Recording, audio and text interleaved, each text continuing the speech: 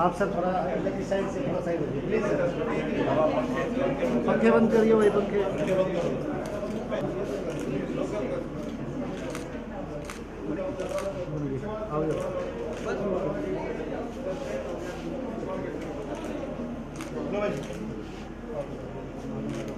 थोड़ा कैमरा पीछे कर।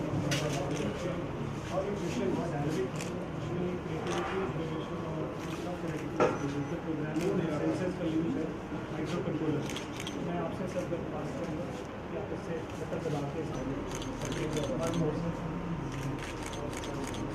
एक बार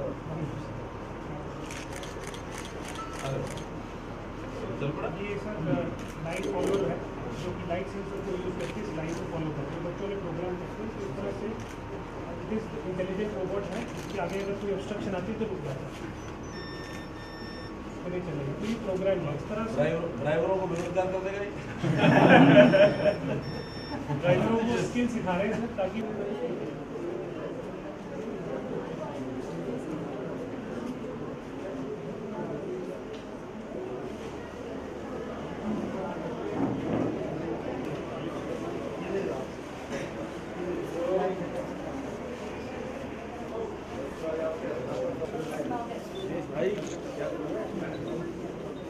आदरणीय मुख्यमंत्री महोदय, सबसे पहले हमारे विद्यालय में मुख्यमंत्री जी के पहुंचने पर उनका बहुत बहुत स्वागत और बहुत बहुत धन्यवाद। हमारे प्रदेश के मुख्यमंत्री हम बच्चों से शिक्षक दिवस के दिन बच्चों को, ये हरियाणा प्रदेश की हिस्ट्री में पहली बार हो रहा है कि कोई मुख्यमंत्री कर रहे हैं।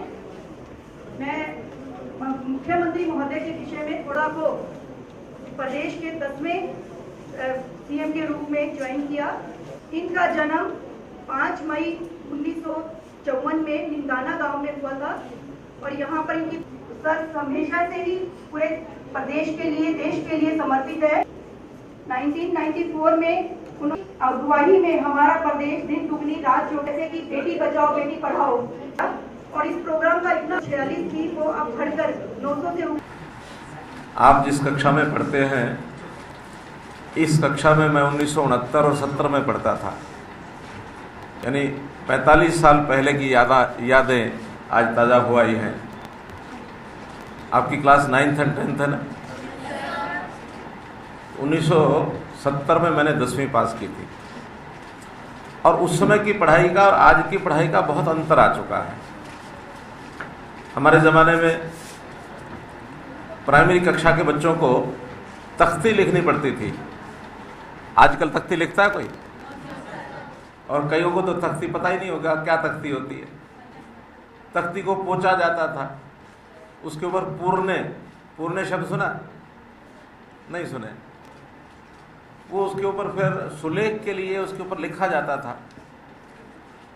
अगर कोई बच्चा कॉपी पेन उपयोग करता था तो उसको अच्छा नहीं माना जाता था, लेकिन आज शायद प्राइमरी में ही कॉपी पेन से लिखने की आदत हो गई है। उस समय एक शाही का पेन होता था, आजकल होता है? नहीं होता है। आजकल कंप्यूटर होता है और उस समय कंप्यूटर नहीं होता था। कंप्यूटर कभी सुना भी नहीं था। तो इस प्रकार से आज के बच्चों की पढ़ाई उस समय की पढ़ाई का दिन रात का अंतर हो गया है। लेकिन मूलभूत बातें मैं समझता हूं बदली नहीं है, वही हैं। एक अच्छा शिक्षक अपने विद्यार्थियों को किस प्रकार से पढ़ा करके उनके जीवन को ज्ञानवान बनाकर कैसे उनको आगे बढ़ाए, ये मूल भावना शिक्षकों में उस समय में थी, आज भी है। अच्छा अध्यापक हमेशा उसके मन में होता है मैं अपने बच्चों को कितना आगे बढ़ा सकूं, ये वो पढ़ाता था।